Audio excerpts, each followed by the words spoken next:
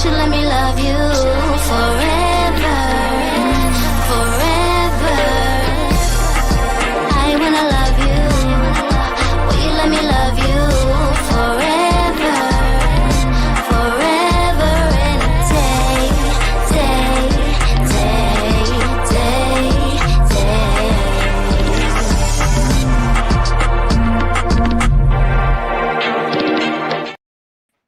Happy Hump Day! You guys, welcome to TMW Online, the Melanated Way. I am Linda. That is Abby. We are doing a special midweek show because we are catching up on all things 90 Day Fiance The Other Way, Season 7, Episode 21, The Tell-All Part 1. Hey, Jocelyn. Hey, girl. Hey. Abby, I felt like there was a lot that happened, but nothing at all at the same time. So weird, right? There were a lot of dynamics happening, but my notes are kind of scarce as to substance. But there were a lot of bizarre dynamics occurring. Right, with no explanation. Mm-hmm. No, except for like what you know in real life, in real time. But I was like, this is it's a little weird. We see the arrival of all the couples. And hey, Becca. So, you know, they start off with a bang with Manon and Anthony. You know, Manon's walking in front of Anthony. She's not carrying any of the luggage. One of the things I noticed, I don't know if you noticed as well, is that Manon has a big Anthony tattoo on her upper bicep. Did you notice that? Yeah. Becca, I said the same thing. Becca said, Abby, you make that green look gorgeous. Thank you, dear heart.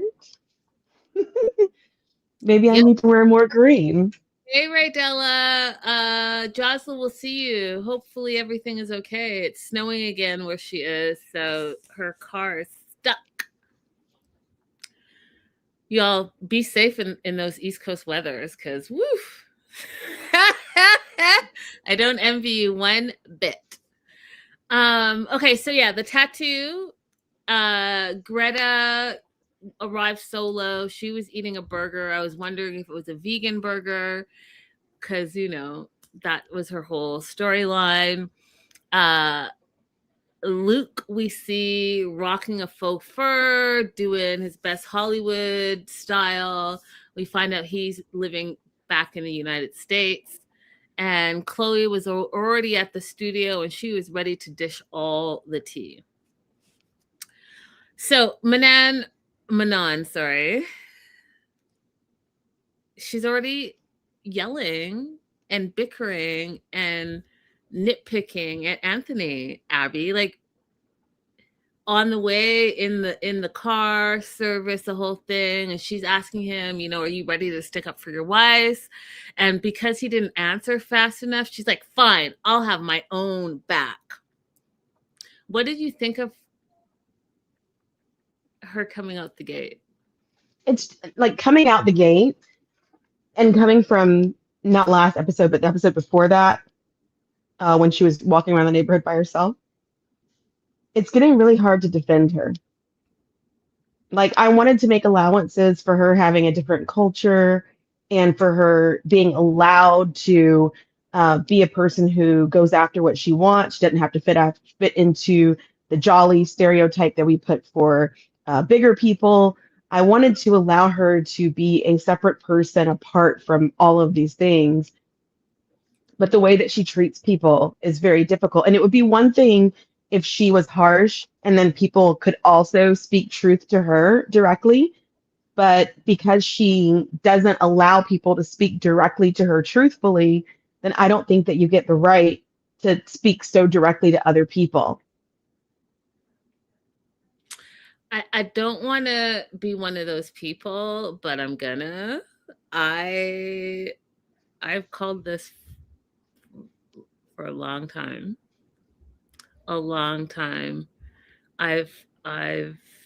You can't excuse bad behavior. That's it. So let's say hi to Tony. I feel like Tony's new in the live chat, so family, make her feel welcome. Say hi to Tony. Thanks for joining us. Yeah, I feel like she's been problematic. I'm not gonna say I told you so, but I sure did. And that was funny. Listen, I was just exploring all possibilities. Okay. You know how I always talk about my gut? I talk about my gut all the time on the show. I always go with my gut. And second of all, I'll stick to what you said to me a number of episodes ago. If I don't like you, I'm not going to believe what you say. And I feel like that has really been beneficial to me sussing out the nonsense. Oh, we lost Ab. Oh, she's back. She didn't like what I had to say. Are you there, Abby? Oh, no sound. Wait. While she works out the sound. Sorry, guys. It's okay. I think I fixed it. Sorry about that. It's okay. We see Greta talking to Luke, and she's already worried about Luke. She's like, Luke, I am worried about you. Is that a real fur jacket? You really are being taken advantage of by Madeline. And he's looked at her because she would see that's a straight shooter. She says it how she feels, but she doesn't do it in a way where people feel defensive. And I think that's the difference between her and Manon. Jenny comes in, and you guys, I gotta tell you, I feel like Jenny is she's like, I'm kind of done trying in life. Like I'm just done. I barely got on the plane. I mean, if you guys didn't do my hair, this is what it would be like. She showed up in her sweatpants and a sweater and did not change. Everyone was in gowns and outfits for a tell-all. And mind you, she's been to a bunch of tell-alls, so maybe she's just like, yeah, I'm not doing it this time. But I feel like she's really pushed herself over the edge. Like she's just not trying in all aspects. I was like, No. does she have loose joggers on? Jenny said, I'm going to be comfortable. She said, I don't care what anybody else does today. I'm going to be comfortable. Yes, Abby, yes. She's going to be comfortable. And she gave zero about zero. I was like, oh, wow. Oh, wow. Patia shows up, and she talks about how her relationship has been a roller coaster of jealousy. That's not the first time. That's funny. We got a lot of new people. Welcome, new people in the chat. Welcome, Nate. Her relationship has been a roller coaster of jealousy, she said. And then if you guys noticed that she didn't have a ring on, and we also know that, obviously she's in the US. So is she living in the US? Is she still in Australia? Is she still with Dylan? But she does mention that Dylan chose his mom over her. What were your thoughts about that, Abby? Dylan had consistently chosen his mom over her. So that's not new for us as viewers to find that out. And no. I don't know why it's new to her. Right. And it shouldn't be new to her because she's been saying this for 12 years. So like, I don't know.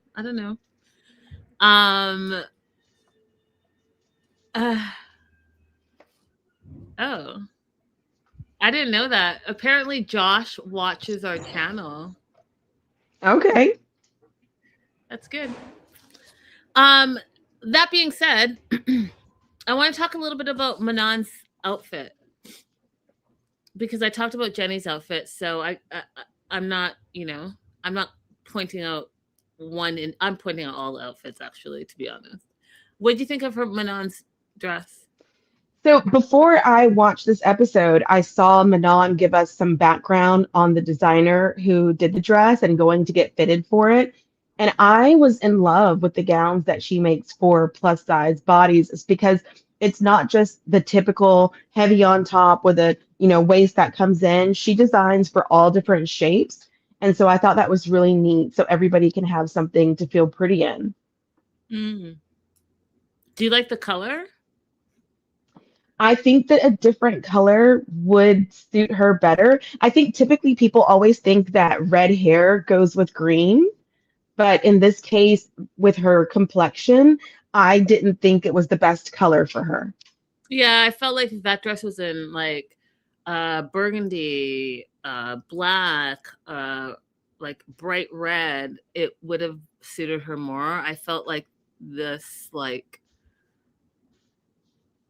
I can't think of the color name, but that light green was, I don't know. It just, I don't know. Hmm. The design was pretty. I just thought that it washed her out a little bit, so I was a little disappointed. But I loved her earrings. I thought that that was a great accessory. We also see Anthony make some bold moves against Johnny. Didn't like Johnny. Called him a male bovine excrement. I died of laughter. Go ahead and get some kahunas, Anthony, and you're getting kahunas against, the villain of the show, which is not your wife, but Johnny. I thought that was Hmm. interesting. He doesn't say anything to his wife, but he was ready to defend against like toxic masculinity. I thought that was a really interesting choice. That was not surprising to me. I think that his entire life being a stay-at-home dad, he's probably had to deal with those situations where people come after his masculinity because of being a stay-at-home dad, because of being married to someone who is the way that Manon is. So he's probably quite comfortable with being able to call that out and talk about it. That's a good point. I never thought of it that way. That's a good point. Via video conference, we see Submit, Matthew, Johnny. Johnny pops on the screen, and the first thing he says is, "Hey, Chloe." And I just felt like that was like a microaggression. I don't know if anyone else felt that way. We see Dylan. It was rude. Yeah, it was rude. Then we see Dylan as well. First thing Dylan says to Patia, "It looks like your boobs are hanging out." And I was like, oh, see, that like mask is falling off. If you are able to say that on live international TV, what else are you saying behind closed doors? Like, you literally, Right. if anyone wants to talk about being embarrassed and humiliated, let's talk about Dylan and some of the microaggressions that he had towards Patia. Hmm. Madeline showed up as well via video conference, and I don't know if she didn't eat all her Wheaties or but she came out swinging against everyone, like, and especially towards Chloe. And that's where I was like confused, because I wasn't confused and I didn't understand what was going on, because I do know the backstory, you guys. But they didn't present the backstory in why they're fighting. So if you guys don't know present day, again, spoiler alert, we got a little hint of it with part 1, but there's a whole Luke and Chloe side drama that's happening right now in real life. And I guess Madeline got wind of it way back then. And since the tell-all was already filmed a while ago, for it to be present day drama means it's been going on for a long time. Okay. So basically, Luke likes Chloe. Luke has asked Chloe out, and rumor in the internet world is that they're dating. I cannot confirm that, but that's the rumor, and that's where Madeline's strife is coming from. Sean shows up, and they did the tell-all a little bit differently this time. What were your thoughts on the format, Abby, of this part 1? Don't care for it. I don't care for it either. It was a little bit all over the place. So Yeah. Sean shows up. She doesn't really do a huge intro like she normally does. And she normally goes through each couple. And then we spend time on each couple, all the things. This time, Hmm. some anonymous questions. They were super random, in my opinion. No backstory to why you're asking this question. Who did you ask? Did you pull the whole cast, or did you just like last minute ask them? I don't know. It seemed a little choppy. Right. If you wanted to ask like a little simple, innocent question to everybody, fine. But what's the point introducing a big topic question and then saying, we'll come back to you? Yeah, it's weird. It was weird. So first question, and again, and even the questions, Abby, were like trash questions. You know what I mean? So first question was to Chloe, are you still scared of the stove? You have all seasoned all the things that have gone on. They've all traveled abroad. They've all had issues in their relationships. And that's the question you're going to ask. Are you still scared of the stove? That was one minor scene. Anyways, let me not get into all the questions. So Madeline laughs at her. Madeline laughs at Chloe and says, you don't know how to do anything. And I was like, oh, she's coming for her right off the gate with no backstory. I was like, that was kind of like unnecessary. And then Johnny starts laughing, and then Manon goes in on Johnny, calls him misogynistic. He tells her she doesn't even know what that word means, which I laughed at. Because I think he didn't know. So when he was trying to ask her to, not to explain, but that's what it was. Well, define what misogyny is. And then she's like, I don't have to answer to you. I was like, oh no, he wants you to explain it because he knows that you're saying it's not something good, but he doesn't know exactly what it means. Well, first he tried to correct her pronunciation, which I found extremely weird, but it goes with my whole thing that he's not a Reuben. Because why would you, if you're truly from another country, ever try to correct somebody's English pronunciation of something? Yep. So anyway, she said it in French, right? Like the accent, like obviously her accent is French, but she said it the way that you would say it in French. So it wasn't even an issue of correcting her pronunciation. So Johnny, you're starting off terribly. I think Johnny and Madeline are both starting off terribly because there's just, yeah. The next question was towards Jenny and Sumit. And it was towards Sumit. If you had not met Jenny online and you were in India, you ran into her randomly on the street for the first time, do you think you would still have fallen in love with Jenny? And Sumit said, maybe. And then he said, yeah, yeah.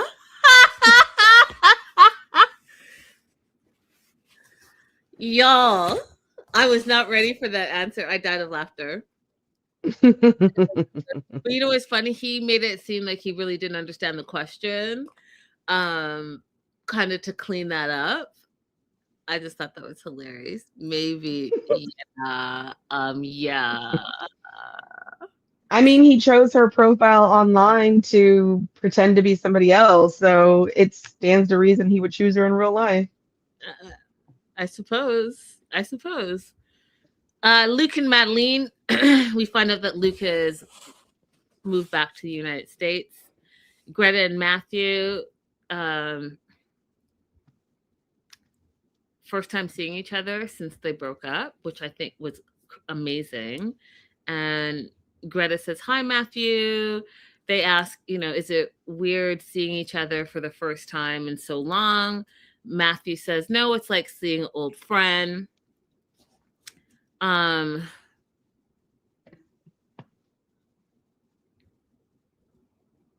then Manon jumps in here a little bit and says, had you nurtured her more, and been kinder to her, it probably would have worked out, right? So that was them. And then Anthony and Manon, we find out that Manon loves being back in the US, but Anthony doesn't. Anthony feels like France is home, so they're completely opposite. of each other. I thought that was interesting. What were your thoughts, Abby? Well, that makes sense to me as well, because he probably feels like there's less pressure on their finances in France from his perspective than there are if they are in the US. Because I don't know, for some reason they think that US is LA and not any other place they could live with a lower cost of living. But that makes sense to me. Hmm. Becca says, LOL, Manon calling someone out for being nurturing. You're not wrong. Continuing on with the quote unquote anonymous questions. Manon was asked if Anthony still makes her want to die inside sometimes. And I don't recall this scene, you guys. I don't recall it, but she answered at the tell-all that, yeah, sometimes, still sometimes. I remember this scene. I think that what was happening around it is they were having a very ridiculous argument, in my opinion, over the fact that Anthony felt alone in parenting, which is the same thing that Manon had been saying, but for some reason, him vocalizing it just sent her over the edge. And I think a better question would have been, can you explain what it means when you say that he makes you want to die on the inside? Because perhaps that doesn't sound as extreme to you, like the way that you define that, as it does to us. I mean, Like maybe this is there a French phrase that you're translating to this, and it's not so severe in French? Because I work with people that we have cultural clashes in the way that English translates. With her overall personality, it's easy to believe that she's just being rude and crude, but maybe it means something else to her.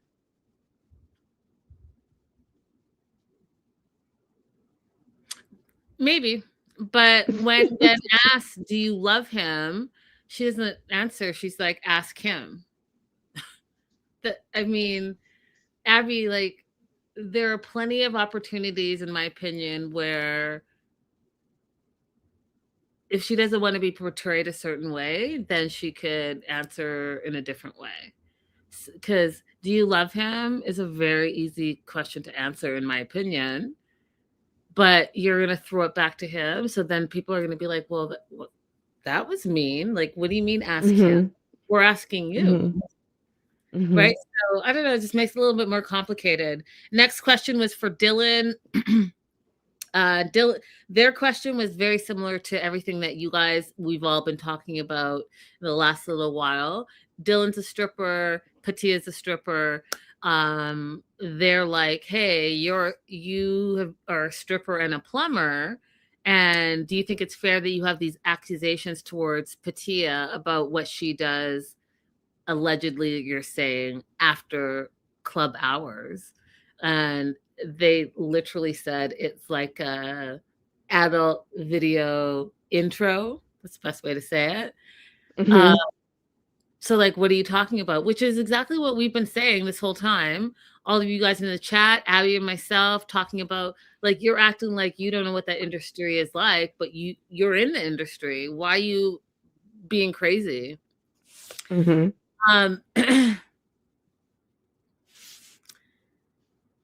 reiterate about being in Tasmania. Patia says that she's not there anymore, and she just didn't like the simple life. And Dylan was like, yeah, I'm trying to give her the simple life, but she doesn't like it. And Manon jumps in with that whole situation, right? She jumps in with the stripper / plumber situation. We hear Submit in the background telling her to calm down. And then even Sean jumps in on it and says, what guy here on this panel at the tell-all will you be supporting today? Like, will you be supporting Anthony? And she didn't really answer. What did you think about that? I thought that was actually a good off-the-cuff question for Sean to ask.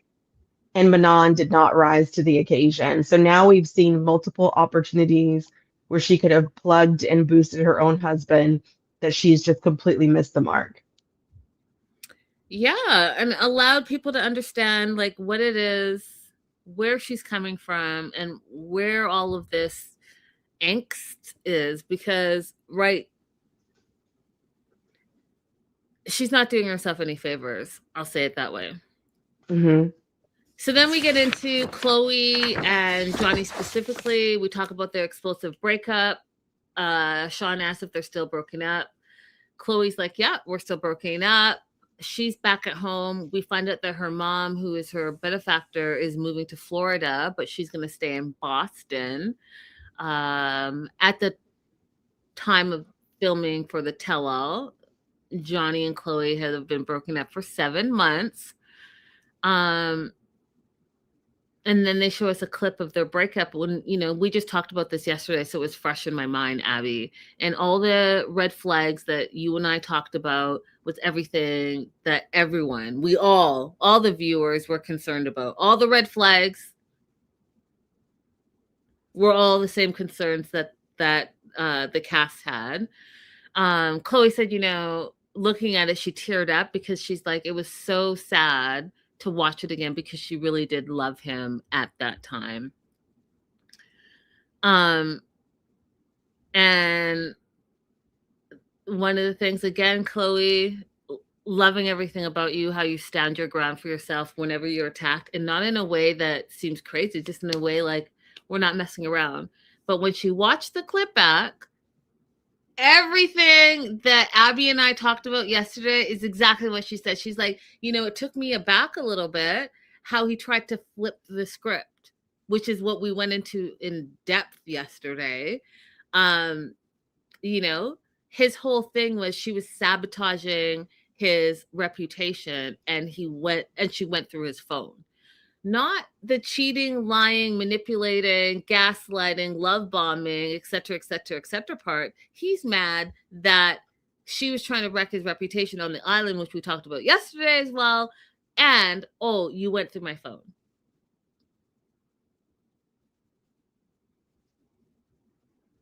Do you want to add anything, Abby? I just want to say that Madeline did show that she has some kind of radar, to know when things are right and wrong, as opposed to just acting impulsively. Because she was like, yeah, I'm going to go ahead and agree with Chloe on this one. If you don't want people to know bad things that you did, if you don't want your reputation ruined, then don't do bad things. Mm-hmm. So, this whole situation with Johnny, actually, it made me more angry today than I was when we originally watched and talked about it, because I don't think that everyone is taking it as seriously as it needs to be. They're asking him questions about it, like they're showing that and confronting him somewhat, but nobody is saying, do you know how psychologically damaging that was, what you did?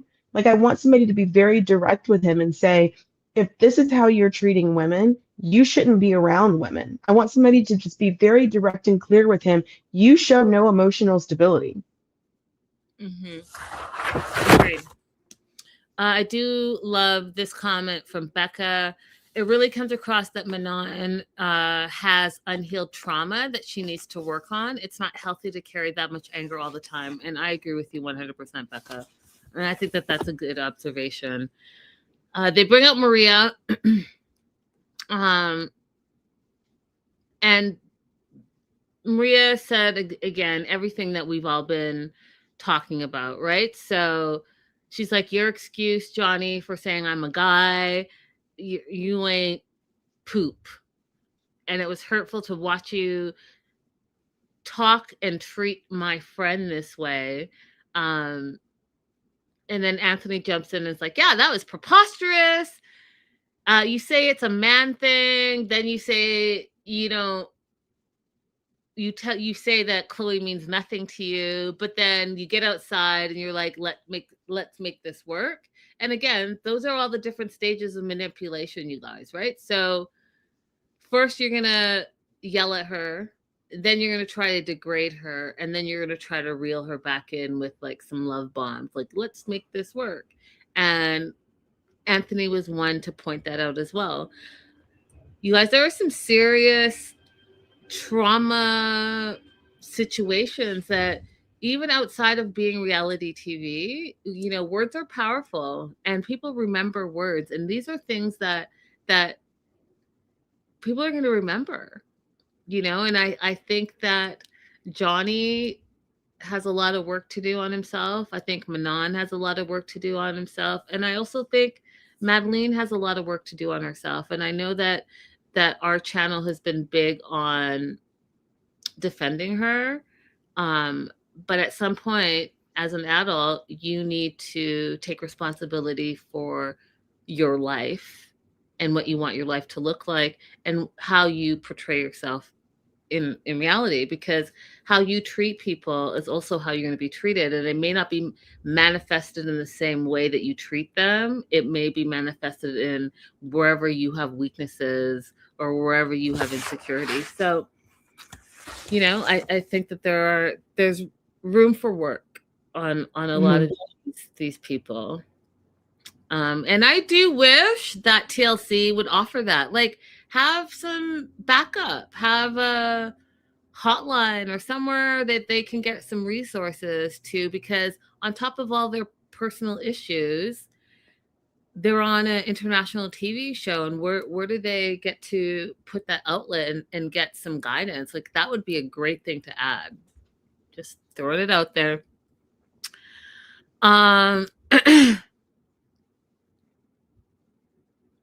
So yeah, Maria is going in on Johnny, and here's the first clue that Luke has something percolating about Chloe, because he pipes up and says that, you know, Chloe's a catch. And as soon as he says that, Madeline freaks out. She gets mad, calls, says to Luke that he's interested in her, and calls Chloe an F bitch. And I was like, oh, you're just like 0 to 100. What were your thoughts on that little section there? My first thought was when Madeline started to get upset about the whole situation, Luke did not say, oh, you're misinterpreting things. He was just fully cheesing like a Cheshire cat. Second thought was, ladies. And I've defended Madeline a lot. She's young. I understand it. When your partner is not acting right, that is not the other woman's responsibility. You take that out with the partner. You are better off finding allies and other women than you are pushing other women away from being able to help you. Because think about this. You've shown your business acumen on TV. We've seen you be successful. I don't know what's going on now with the business being closed. Chloe is rich. Why not make friends with someone who you're in similar age groups and have a new way to fund your business that doesn't require you to be in a relationship with a man? Both of you get returns on your investment and your work. Mm-hmm. You would do a lot better partnering with Chloe as a friend than trying to keep Luke. Yeah, and it looks, I mean, that just shows a little bit of her immaturity, right? Like, Chloe's single. Luke's the one that's your ex, and he's the one that's interested in her. Why are you going after her? You should be thinking about, like, what is it about Luke? You know, like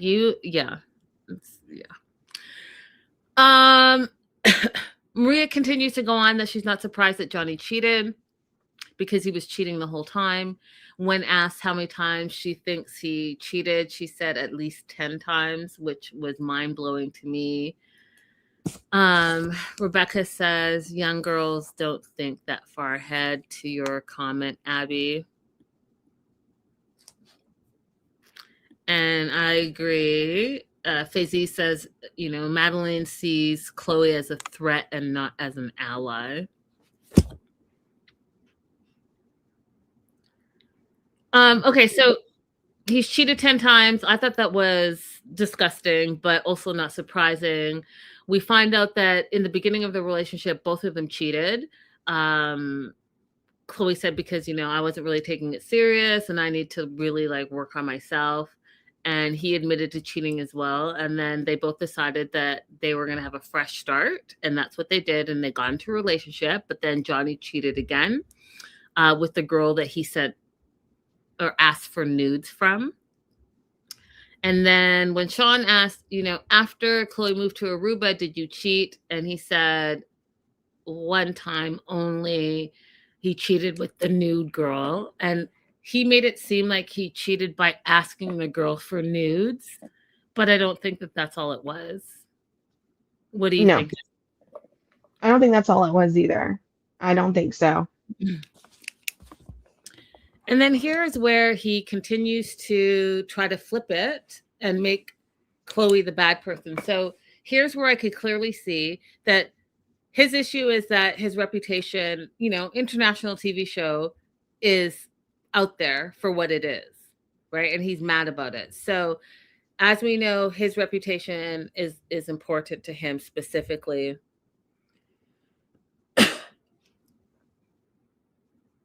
What does he want to do? He wants to slam Chloe's reputation. And I think that she just handled it very well.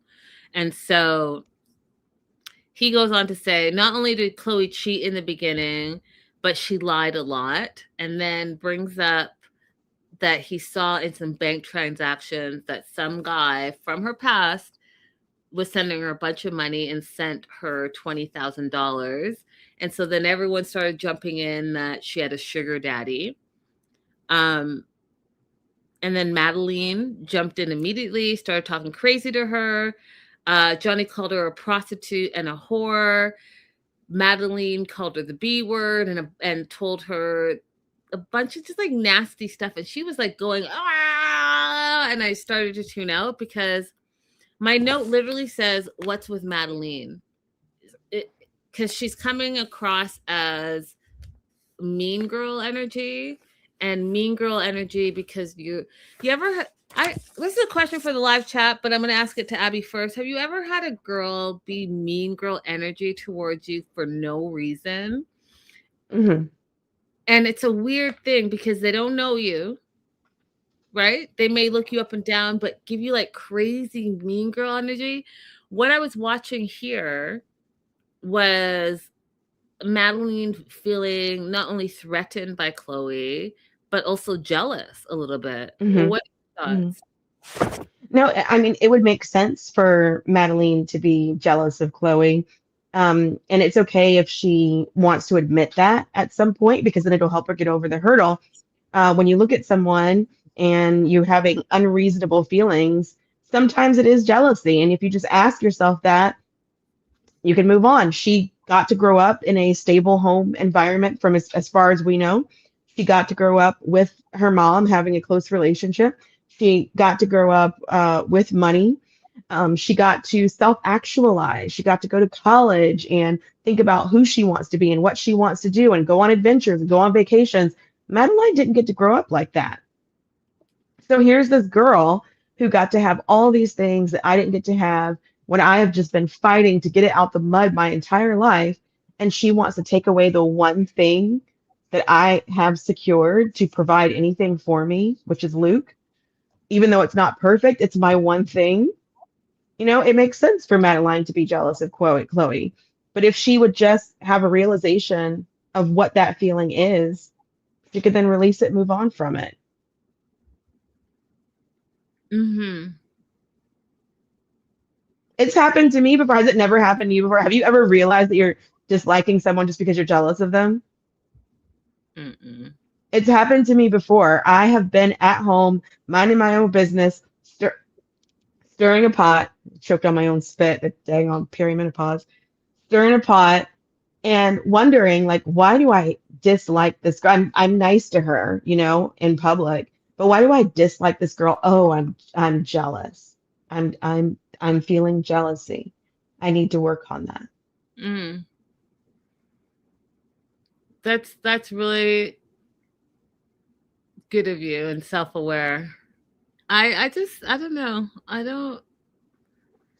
I haven't experienced that, but we're gonna move on. I think that again, what's with Madeline? That was my whole thing, and there's no excuse really. I think that mean girl energy as an adult is just exhausting and unnecessary, and you know, like that meme with the little girl says, "Worry about yourself. Worry about yourself." That's what I feel like is going on here. Like you need to worry about yourself and work on yourself, and that could be said for a lot of people this season. Um,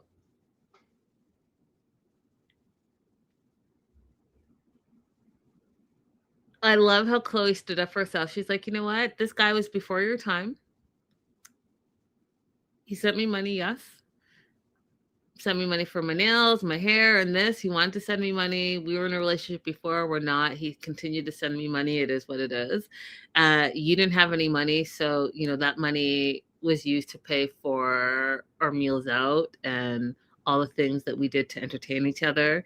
And I died of laughter because she's like, I had the money, you didn't have any money.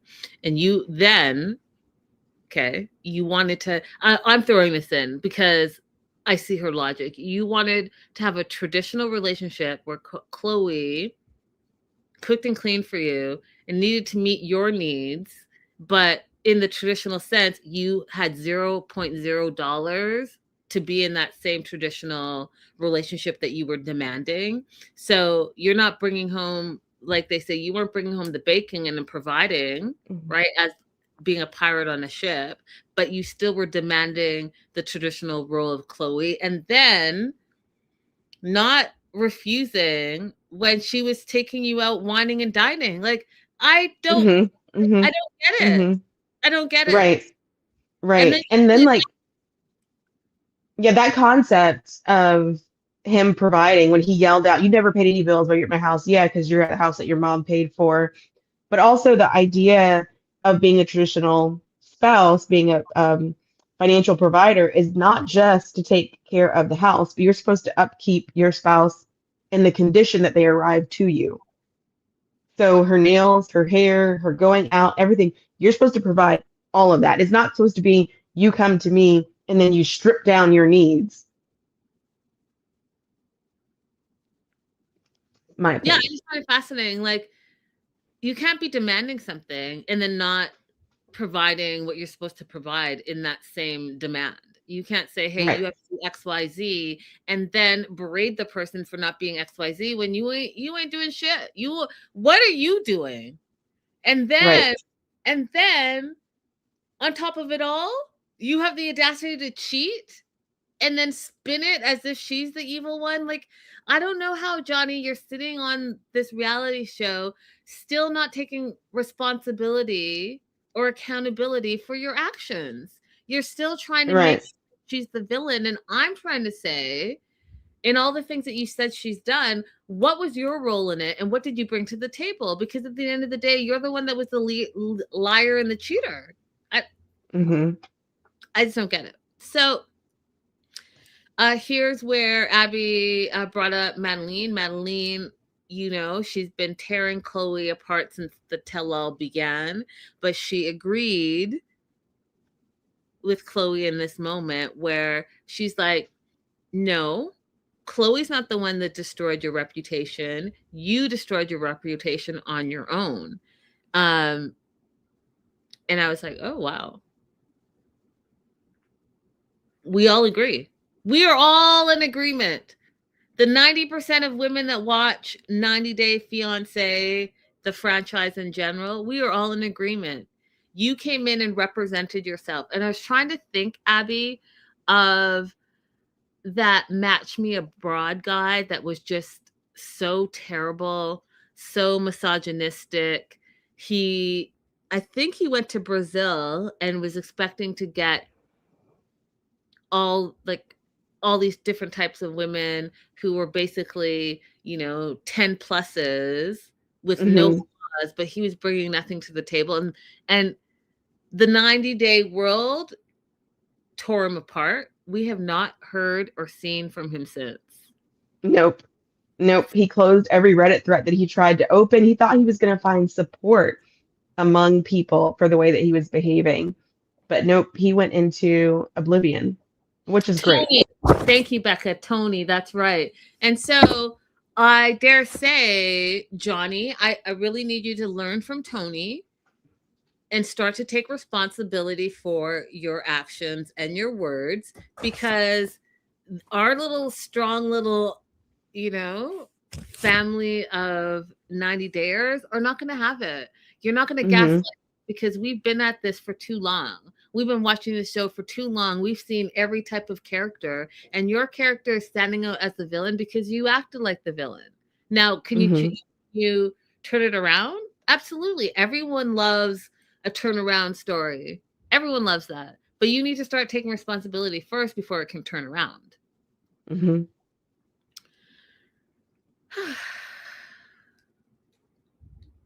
Then I was shocked and appalled at this next part. Shocked and appalled. Because Chloe, girl, I've been so proud. You and Greta, I've just been so proud how you've been showing up for the women, standing your ground, and just really doing it in a way that shows that you can still be a beautiful, strong woman and stand your ground and thrive. But then when the question came, and I don't know where it came from, I don't know where Sean got it from. It was like she had some backstory tea that we didn't know about. She asked, how soon after the breakup did you two see each other?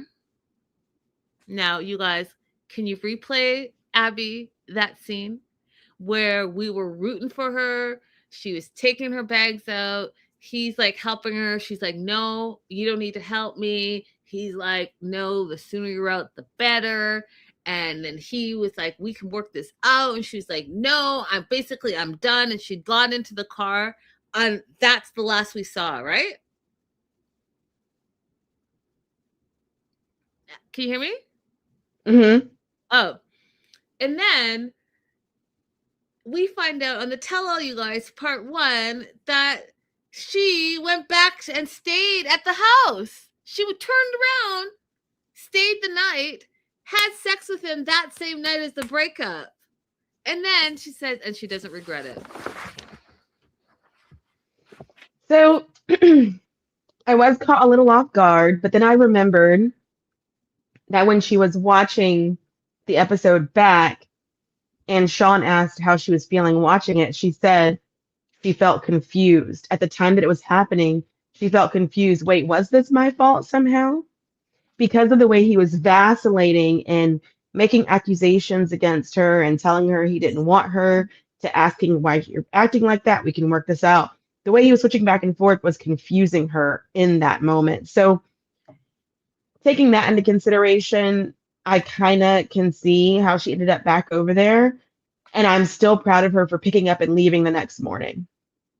Yeah, I mean, I'm still proud of her. I was just shocked and appalled, because he didn't even he deserved 0 of you. 0.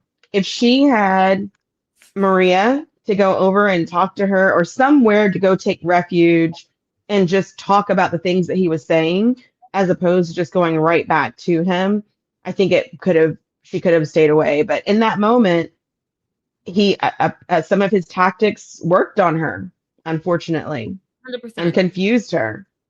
100%. And I mean, dare I say, a little bit later in this episode of the tell-all, you hear someone say, oh, you don't have to have a great relationship to have great sex, right? Which Chloe agreed, and then Johnny's like, yeah, I agree, Chloe.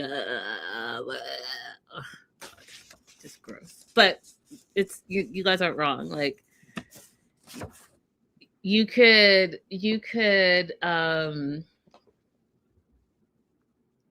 be really physically compatible, but also know that that relationship is not going anywhere past that, right? Like that's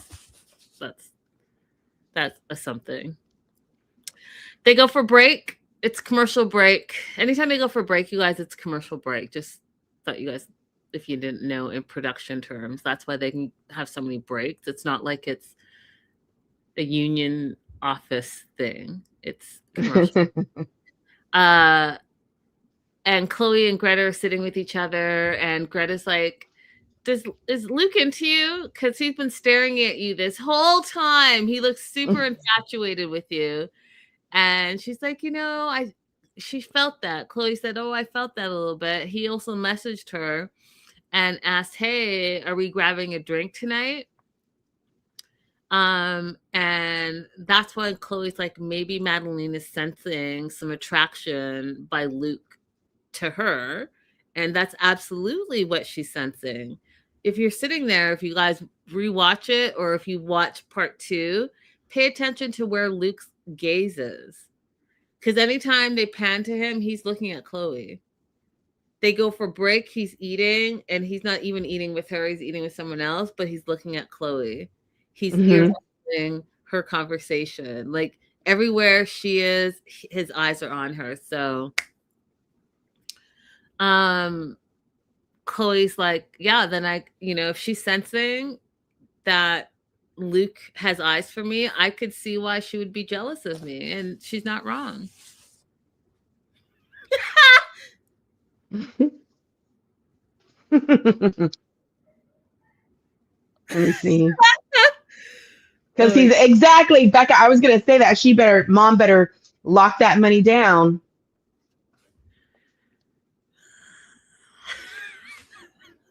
Yep. Becca, I wasn't ready for your comment. I wasn't ready.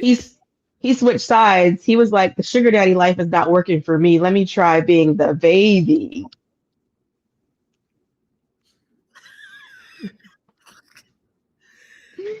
You guys are wild in the chat. Wild. Like, you know what? It just threw me off. I can't be watching the chat too much because you guys are having a grand old time over there. Okay. Moving on to Greta and Matthew. I have to say that this was the most, in all the years that we have been watching 90 Day Fiance, for me, Greta and Matthew was the cleanest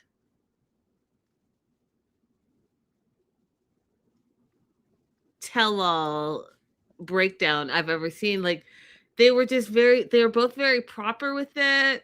There was not too much of like the ooh back and forth. Like, there was no spark, and not there was no spark. Well, yeah, there was no spark, y'all. Matthew is like just chilling. And Greta is such a nice, comes across as so nice that she's not going to like be catty like that. So it was very different. I was like, oh.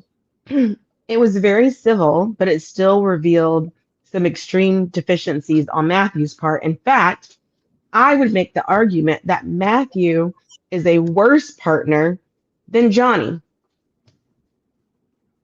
Oh. I would. Do you want to elaborate on that argument? Yeah. Because I feel, yeah. Do you want to elaborate?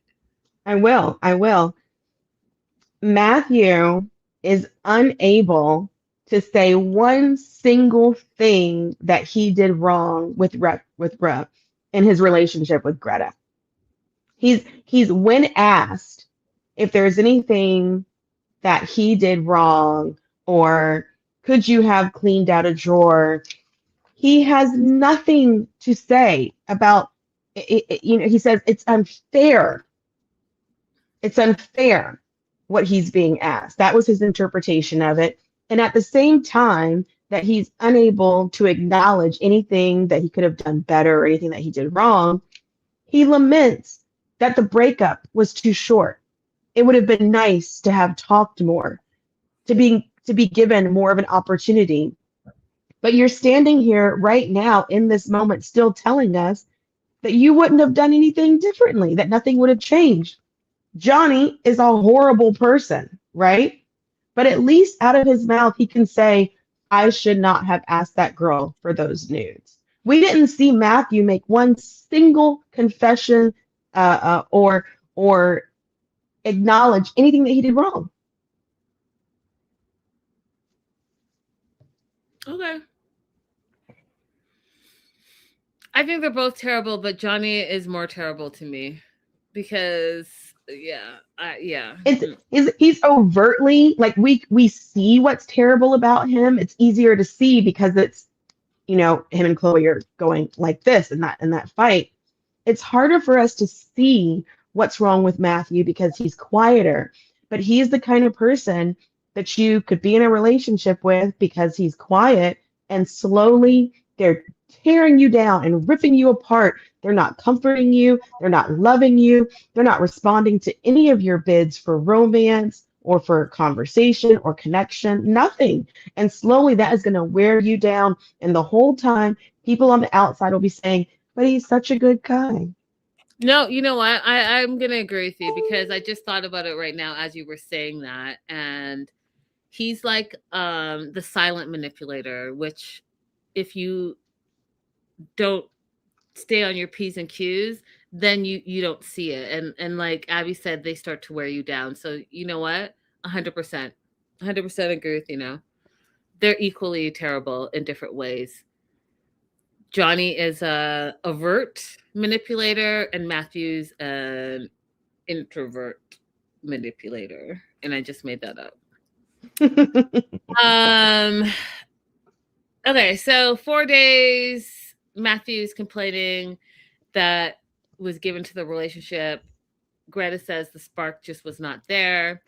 When asked where she's living now, Greta's living in London. She got a job in an animal movement and the work visa, which is something I wanted to ask you, Abby, about if you know, because it seems like she got that work visa quickly. So would it have been the company, how it works in the US, where the company sponsors her?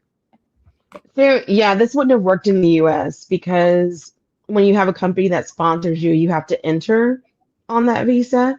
But she mentioned that she did go and visit Hazel. So my assumption is that she didn't get the job and then stay. My assumption is that she maybe got offered the job and they started processing her paperwork and then she left. And then on entry is when she activates her work visa.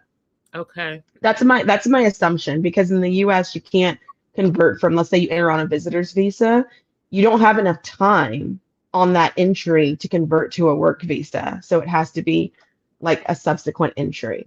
Gotcha. Matt, they hadn't talked. So this is the first since the breakup. She was like, it's done. She didn't look back. So this is the first time that Matthew and Greta are seeing each other here on the tello. Her being in the US and him being, via video conference. And like Abby said, that you guys, I'm gonna just they brought Hazel on the show.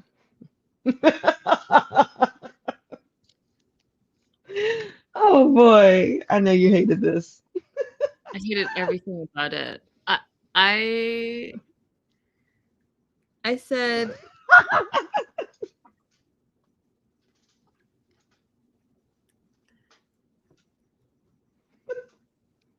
okay, so as you guys know, I in the same industry, and my mind went to, doing a whole production is not cheap.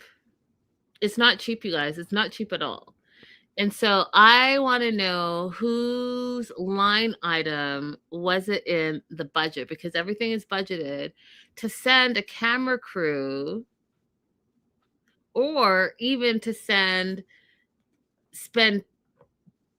20 minutes sending a Zoom link. I just want to know whose idea was that we were going to break off even a little bit of money to air a cat eating cat food on national TV. I want to know whose idea it was.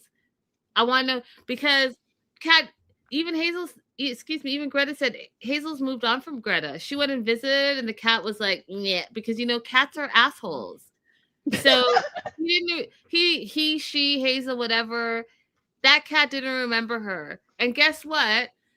This same Greta who was like, oh, I love the cat, my cat, la la. And if you guys want to go back to episode 1 where I was like, well, this seems like some weird codependency. It's weird. I said that.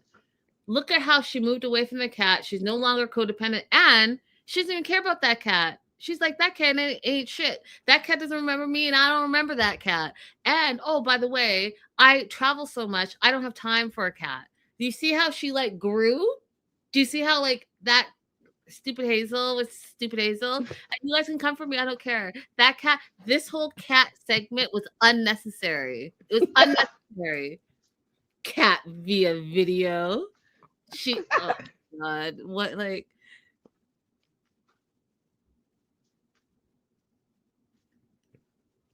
Even I thought that it was a little weird.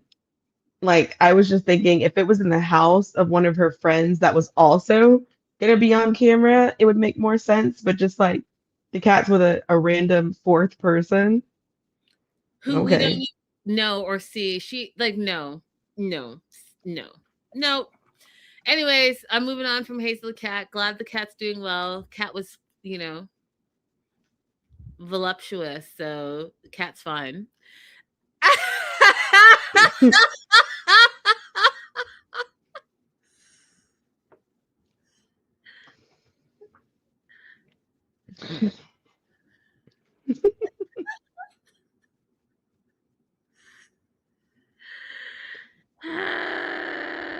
You guys are hilarious. Okay, so then they show the breakup video of Greta and Matthew. And it's the same thing that she's been saying since day one. She doesn't love him anymore. And he's like, oh, you took 4 days and you don't love me. But really, she had 6 months of thinking about it, which, we've talked about in length. He just didn't want to hear her because he's not listening to her because he doesn't value anything that she has been saying. Right. Mm-hmm. So how many times can one person say, I don't love you before you hear them? I don't know. Mm-hmm. So, sorry, you guys, that little joke I made is cracking myself up still. Having a hard time concentrating. I call the cat voluptuous. I wanted to say fat, but I was like, was that mean to say? But then you guys know I don't know. I don't care about these stupid cats. You just said all that stuff about the cat, and then you're like, but I don't want to call him fat. Like, right. You just... That's what I'm saying. It doesn't make sense. Mm-hmm. The cat was fat. That cat is well fed and was looking at her like, we're not going back to that vegan mess you give me.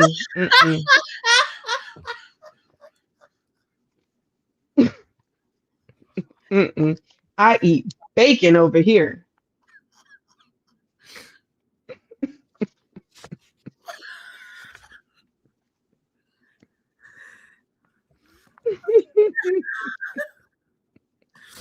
Okay. I pulled it together now. Okay.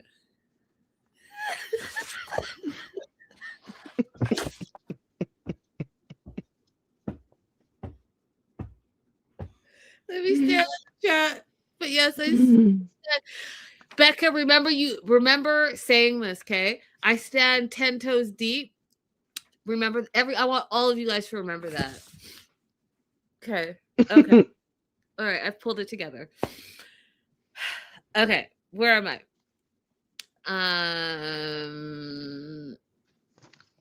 Have you got down to the breakup?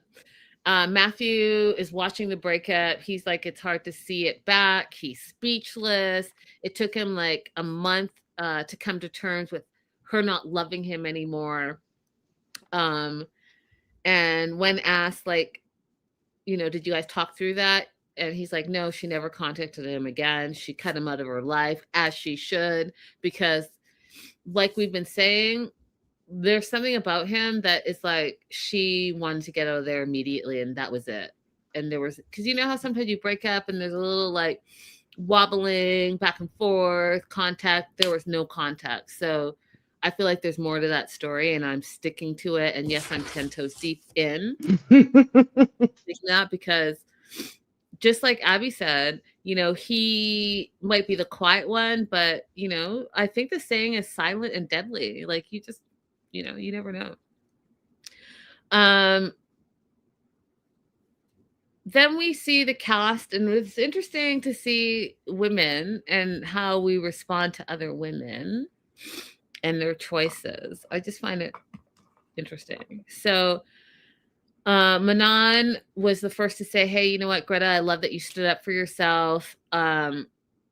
Chloe showed her generation, right? Those Alpha and Gen Z. She's like, I would not have ever done that. I would just send a text message and be like, like, text messages just as a peace sign. yeah. And then I feel Patia showed her age. She was like, oh, I was so sad for Matthew. But, I'm glad that you did what you wanted. Right? So it was very generational. Yes, exactly. Very generational. I thought that's what I saw.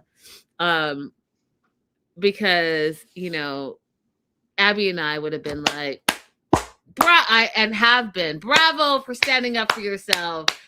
Deuces. Mm-hmm. Now, do I think it would have been a text? Absolutely not. That's just, again, that's not my kid generation. But I also wouldn't be like, oh, Matthew, oh, poor you. No. That's Have you ever broken up with somebody or ended the dating with somebody just with a text?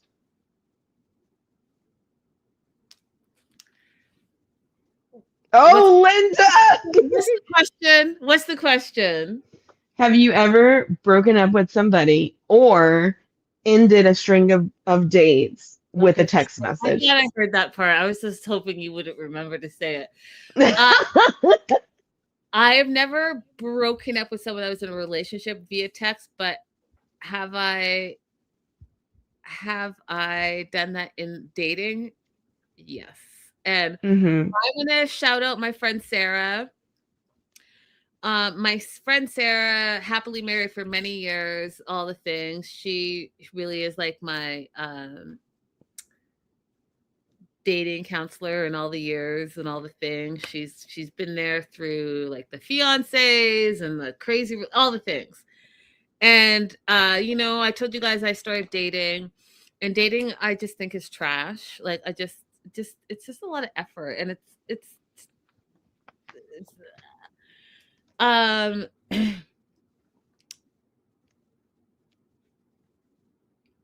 tell you two things. Okay. I'm going to be open. Okay. Two things. I went on a date with this guy. After one date, he wanted it to be exclusive and asked me, are you dating anyone else? And I was like, well, isn't that what dating is? You're dating multiple people until you're exclusive. And he's like, okay, well, I want to be exclusive. And then I said, well, like, it's been just one date. I can't commit to you after one date. I don't even know you. Like, I don't even know your last name. Like, I can't do it. So then he got mad.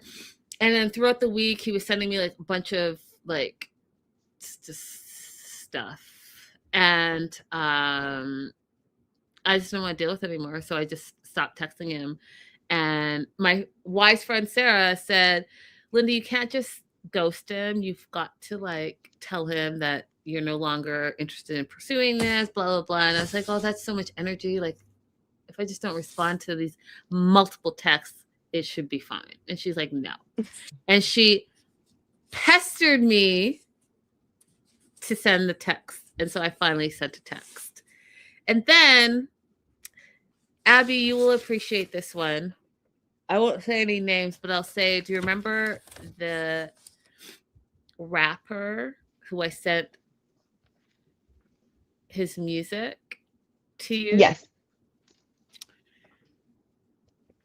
So that whole situation was not for me. But then on Sarah's advice, yes, I keep naming her because I want her to see this.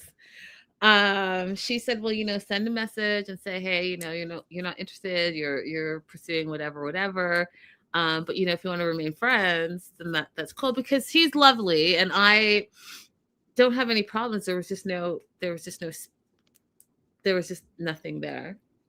Mm-hmm. And so she forced me to also send that text like, hey, this is the thing. So yes, I have done it multiple times.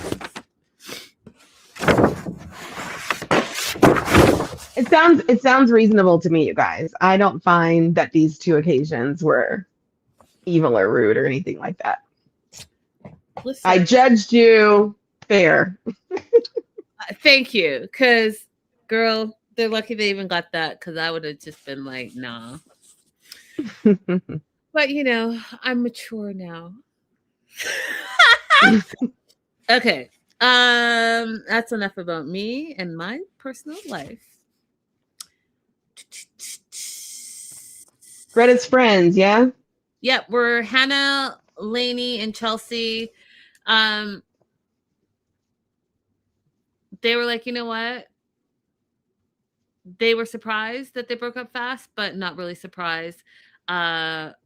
Where was the attempt from you to make her feel loved, wanted, welcomed, comforted, any of that? None. You didn't comfort her when she was studying for her bar. You didn't do anything for her. You didn't even open up a drawer, clean out a drawer for her. So, you know, you didn't even do anything. You didn't prioritize her, period, full stop. And now you're surprised that you think it was only 4 days. Well, no, it was 6 months in the making. So they were not impressed and they went at him. And we find out that Greta at the train station, she had a feeling like, no, I don't love him more than just being a friend, which Abby brought up because if you guys remember, she traveled halfway across the world, took a train. So he didn't even meet her. Here's the other thing, you guys. Girl to girl, I'm going to tell you something. And it might just be me. It might just be my personal preference, but I want this life on you. I think that if you are going to travel to meet a man for a relationship, you're moving to be with someone or whatever, the bare minimum is that they can and should pick you up at the airport. It's the bare minimum. Okay. And if they're not bare minimum, they have to work or some type of something comes up, which I don't get, because when you're planning big trips like that, you know full well in advance. So they can work it out on their end. Now, let's say by some off chance they get caught up, they should be sending some type of car service that picks you up at the airport and drops you off wherever you guys are staying. Period, full stop. When you start flying halfway across the world and then lugging all your suitcases and taking a train and taking a bus and they're friggin' meeting you at their convenience, that is a red flag to me. I'm sorry, because they have not gone out of pocket. They have not gone out of time on their end. They're trying to make you fit into their convenience and schedule, and it's a no-go for me. So I say all that to say, when Greta said that she showed up at the train station and she had a feeling that he's not the one, that was her gut telling her he's not the one. And then to top it off, what Abby has brought up multiple times that just is like the disgusting rotten cherry on the top is the fact that he then told her that she smelled. Multiple times. Okay. If you're watching this back and you're wondering where you went wrong here, this is the list of everything that you've done wrong thus far. Yeah. And all that time you saved by not going to the airport, you didn't even bother to use it by getting her some flowers or something else that you know that she likes that would be unique and personalized to her to meet her at the train station with. Which is what you and Josler are saying the same thing. Did we even hear an excuse as to why he wasn't at the airport with flowers? Exactly. No. Exactly. Matthew thinks all this is unfair. We're all being unfair to him. And here, you guys, so live chat, Hello, live chat. Especially Silver Linings, especially Abby. Sean, the host for many years of 90 Day Fiance and all the tell-alls, Sean said, okay, verbatim, looks like you're 10 toes deep for you. 10 toes deep, not 10 toes down, 10 toes deep. 10 toes deep. Hello? Abby? Hello? Hello? So what I want everybody say, hey, Sean. Hey, because she's clearly watching the show, because that is not the phrase, but I appreciate you giving us a little, what is that movie where everybody had to go around finding the clues, like National Geographic, National Treasure or something like that? I appreciate you dropping in that little nugget to let us know that you're a patron of our show. Because that is not the phrase. But we love you, Linda. I'm just saying, you guys, when all the like, what is it that I'm terrible at? I'm terrible at these, whatever these stupid sayings. Idioms. Yeah, like, whatever. But I own them, and you guys always know what I mean. And look, now it's international. Okay? Toes deep is international. Oh, y'all clowning me. Oh, okay. I wrote that down. 10 toes deep for you. I did too. I wrote it right there for you. Yeah, because hello, who else says that? Oh, just me.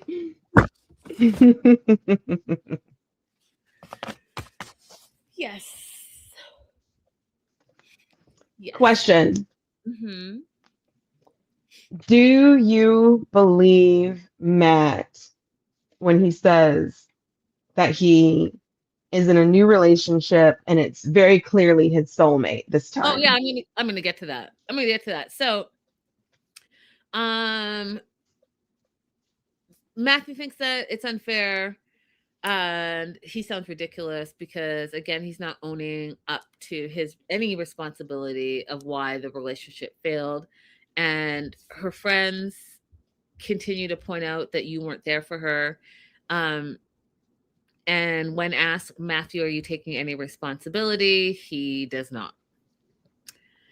And here's something interesting, because Sean brings up Greta saying one of the other things that was the issue in the relationship was the sex felt flat, or fell flat. Fell flat. Same thing, if you think about it. It fell flat, it felt flat. Same. And Matthew tried to justify it by saying that he ties sex to emotional intimacy. And Greta said, well, sex is a reflection of your relationship. And let me tell you something, you guys. I already told you. It's important in a relationship. It's important. It's important. It's so, so important. So, yeah. They haven't seen each other since they broke up. He's in a relationship now, long-term relationship. He has a house. He's happy. He says he has a new life and he's in a good place. He met this person online 5 to 6 months after the Greta breakup. And he said he knew within the first hour of the first date that was his soulmate. So going back to what Abby's question was, do I believe that that's a soulmate? I don't believe it, but I do believe this. You know how, okay, ladies, you know how you could be in a relationship with a guy. Let's say you're in a relationship with this guy for, I'm going to make it extreme, 6 years. And he hasn't asked you to marry him. Yeah, maybe you guys live together, but that's it. It's just familiar. You guys been together forever. It is what it is. And then it seems like out of the blue, you guys break up, right? And you're distraught and you're picking up the pieces for this long-term relationship that is broken up. and then you find out somewhere online, or your friend has run into your ex 6 months later and he's literally getting married that year. Have you ever experienced that? Because it happens all the time. When men are I ready, have not. okay, Yeah. when But taxi cab theory, I believe it though. men are ready to get married, they just insert whatever woman is in front of them. Period, full stop. And I think that that's what happened. So he had set up, right? He was house hunting. He was talking about being double the father, all the things. So he went online, found a girl who was also ready, obviously, to have a relationship. And pow, all of a sudden, he's got the house, the picket fence, and the happy life. I think that that's what it is. I don't think he truly knew what a soulmate was. I'm not convinced that this person even truly exists. I just feel like if he was truly in a happy relationship, his affect would have been completely different, and that he wouldn't have been concerned with how long of a conversation he had with Greta over the breakup. He would have just been like, oh, it's his heart would have been healed, in my opinion. If I'm in a good relationship, I'm not going to dwell on how somebody else broke up with me. I'm going to be thankful. Thank you for releasing me so I could have moved on to this. I will remember how I felt at that time, but I'm not going to be on TV saying, well, it would have been nice if we could have talked for a little bit longer. I like that. And Becca agrees 100% with you, Abby. They end with niceties. Greta says, I hope you can move through life more vulnerable, which was a hint into their relationship, if you guys think about what that means. And Matthew says, deep down inside, you're a lovely, beautiful soul, and you deserve deep love. And that was the end of their segment. Then we move on to Anthony and Manon.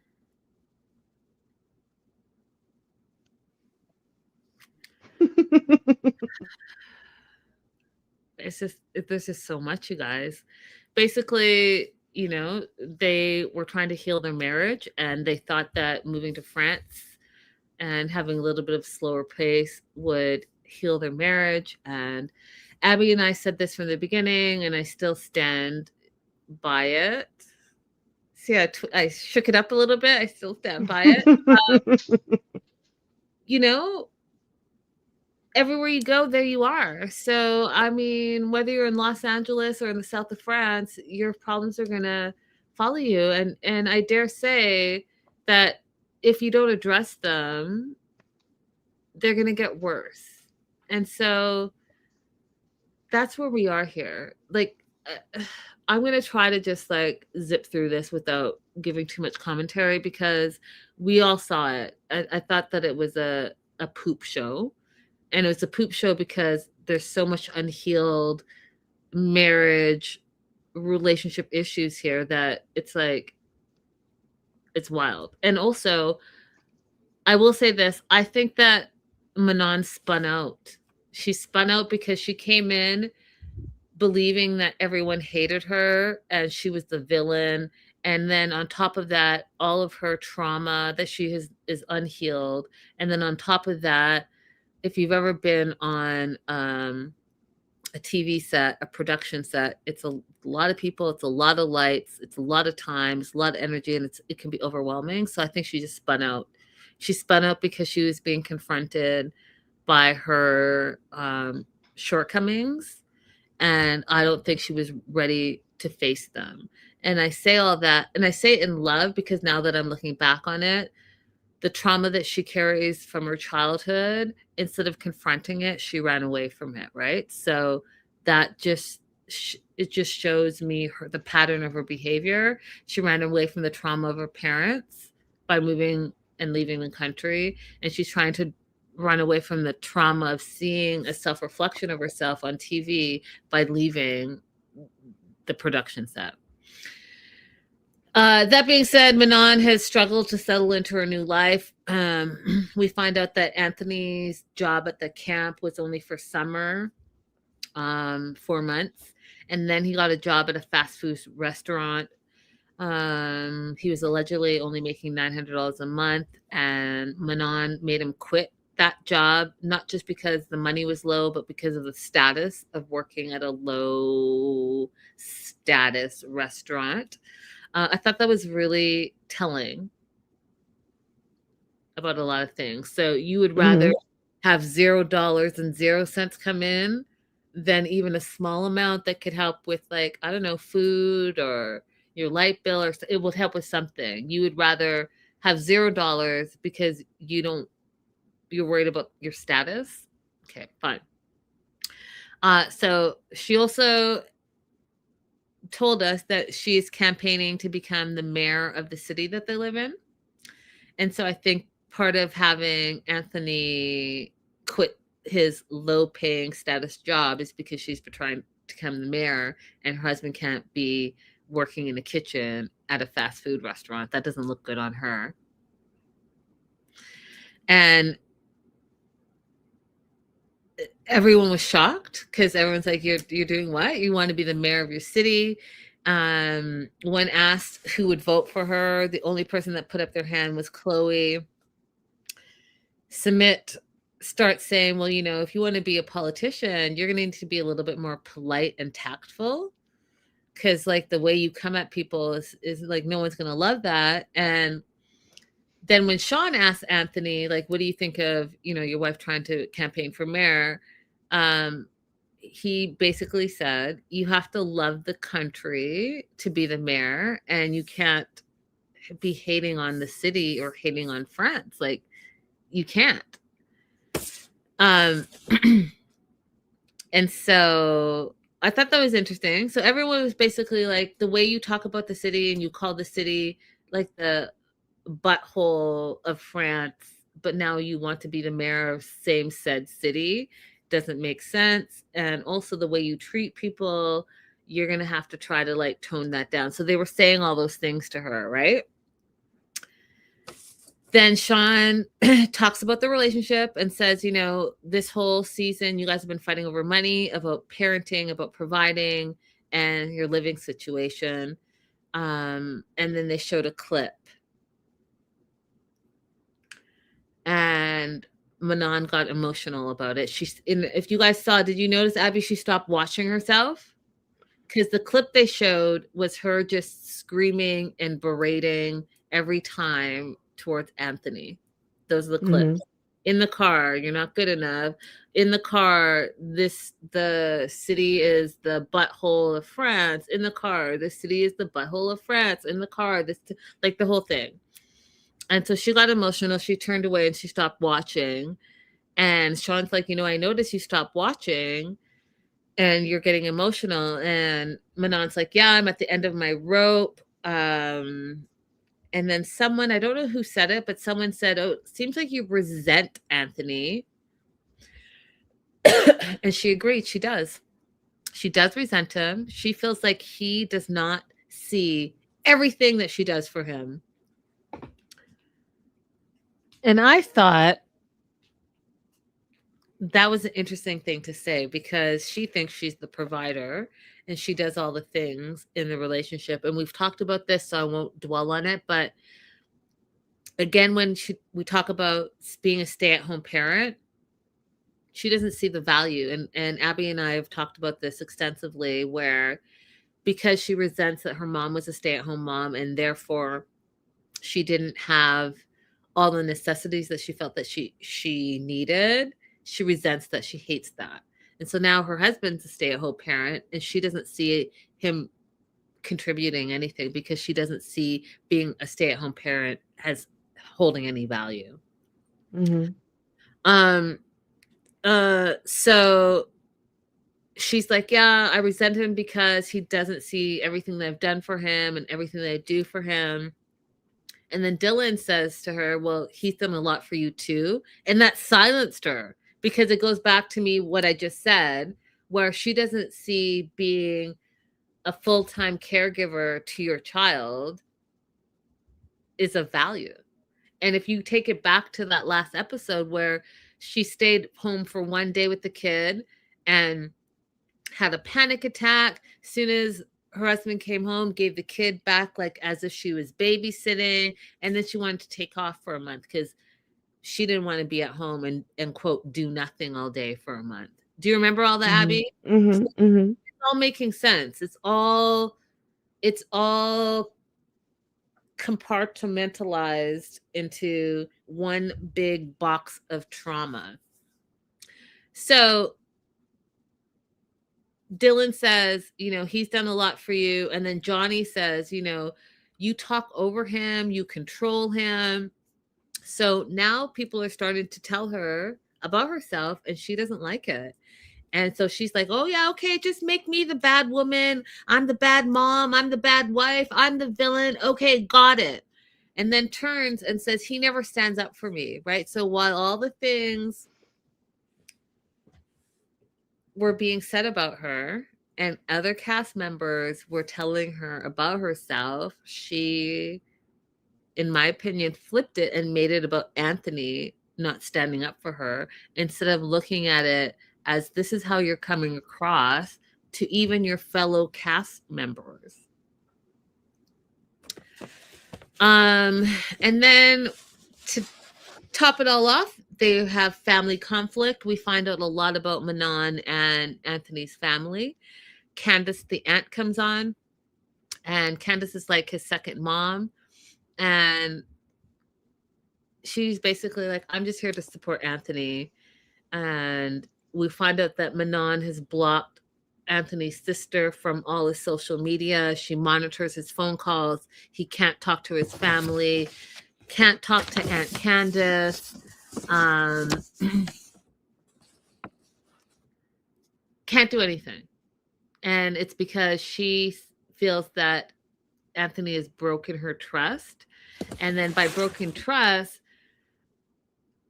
they're like, well, what do you mean by that? And we find out that Anthony has to delete messages if he's sending messages to his family. He can't call them because she feels like anytime he's in contact with them, he's talking about her. And her word is talking poop about her. And they give an example that Aunt Candace went to Belgium, moved to Belgium, something like that, was in Belgium, wanted Anthony to go, but Manon wouldn't allow it because she simply did not want Anthony and the aunt to be talking about her. Isn't that wild, Abby? Yes. Oh, I thought you would have more to say because it's about travel. Listen, I'll say it. There's no way that if I want to travel and especially travel with family, there's no way that you're going to tell me I can't go and be with my family because you're worried that I'm going to talk about you. You know how crazy and narcissistic that sounds? It's wild. That is wild behavior. Right. Wild. As if they don't have other things that they could potentially be talking about. Like, right. There's a lot of subject matter that can come up, but even if they are talking about you, you are a part of Anthony's life. So I think it's normal. Like, I don't think that you would get together with your family and just start ragging on me, but I do think it would be normal that we would come up in conversation. How's our life going in France so far? How's Benjamin doing? Like, I think that would be normal conversation. Yeah, and what's not But normal? Go ahead. The way she acts before Aunt Candace even comes out is it's just ridiculous. Yeah. Yeah, it's something. It's very controlling, and this just was over the top. So the way it was sounding when she said, he broke my trust. Sean was like, oh, well, what's Anthony being unfaithful? And she's like, no, it's not about cheating. He just makes me feel like a big bad person. And so that's what makes her feel that he broke her trust. And when Anthony is asked, he's like, well, I feel like I can't voice my opinion, which he can't. So he's like, I have to sneak around and talk to my family because you freak out every 5 seconds. I can't voice an opinion because you think I'm saying something against you. But really, Manon, he's just trying to explain to you his point of view, and you're never like I've said this all season. Anything he does makes you angry. You're never satisfied. Anything he does, it's wrong. That's exhausting. And a lot of you guys in the live chat and in the replay, a lot of our audience has even been like, why does he stay? Like, what is it? What is he staying for?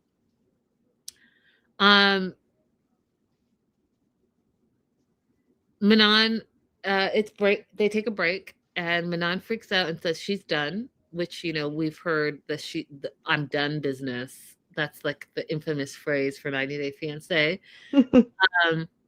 She wants to leave, and she goes backstage, and she's like, "Get me out of this dress, or I'll tear it off. I'm done being humiliated by everyone." She blames Anthony. And says that he doesn't think of the consequences for his wife, and then literally screams out that we're going to divorce. And everyone is hearing all the things she's saying. Chloe comes in to try to like settle the situation down, but she's already in her street clothes. Luke is like, "Do you want to stay?" Awkward pause, and she's like, "No," and walks out. She's screaming at production to get the cameras out of her face. Like, she went full-fledged meltdown. Mm-hmm.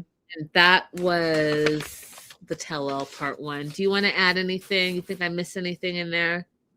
I don't think you missed anything, but I do want to say that I thought when everyone was talking to Manon in the beginning about her running for mayor, I thought that was a moment of pure, genuine feedback. I didn't think anybody was taking shots at her. I think that they were seeing in her the potential that she has to do a good job as a politician, and just trying to help her, soften the edges a bit. Because I found that to be constructive things to say to her. Here's the question that I wish that Sean would have asked her when she was complaining about Anthony's job and how much he made and the status. What job did you expect him to get in France as you guys were packing up your home and moving? What job did you expect him to be able to get to earn the money that you felt you need to live on? That's the question that I would love for her to answer. I agree. I would love to know that too. What would make you happy? What does Anthony need to do to make you happy? Because it's not like he's going to move over there and become an HR manager or a supervisor of something without speaking the language. And with his past, how old has been? 3-4 years old? The past 3 or 4 years of no work history? Like, what were your expectations that you feel like it's reasonable to rag on every job this man gets? Yep. Agreed. That's part 1, you guys. We'll be back with part 2. Thank you guys for being here. Don't forget to like and subscribe. And we love y'all. We'll see you soon. Bye. That's the other one. Is that one? Yeah. This one? The little Korean heart one. I'm doing it. That's all it is. Bye. Bye.